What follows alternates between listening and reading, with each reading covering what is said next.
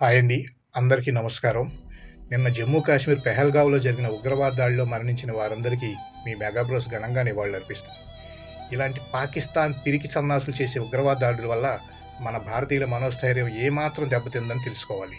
పాకిస్తాన్ ఉగ్రవాదులకి ఒకటే హెచ్చరిక. మీరు పుల్వామాలో చేసిన అటాక్‌కి కౌంటర్ అటాక్‌గా మేమిచ్చిన సర్జికల్ స్ట్రైక్ మీకింకా సరిపోలేదురా? అయినా 100 కోట్ల మంది పైగా జనాభా, వేల కోట్ల కుటుంబాలు ఒక దేశాన్ని, ఒక పెద్దాయన్ని నమ్ముకొని ధైర్యంగా బతుకుతుంటే కేవలం 6గురిని ఏసుకొచ్చి ఆ ధైర్యాన్ని భయపెడదామని ఎలా అనుకున్నార్రా? పాకిస్తాన్ తీవ్రవాద నా కొడుకులకి, అలాగే ఇక్కడ వాళ్ళకి సపోర్ట్ చేస్తున్న కొడుకులందరికీ ఒకటే హెచ్చరిక. ఇక్కడింకా పరిపాలిస్తుంది మా పెద్దాయనే. ఆయనకి అజిత్ దోవల్ తోడున్నాడు. మేము కొట్టపోయే దెబ్బకి అసలు ఈ భూమి మీద ఒక అమ్మ కడుపుని ఎందుకు పుట్టామా, భారతీయులతో ఎందుకు పెట్టుకున్నామా అనేలా ఉంటుంది.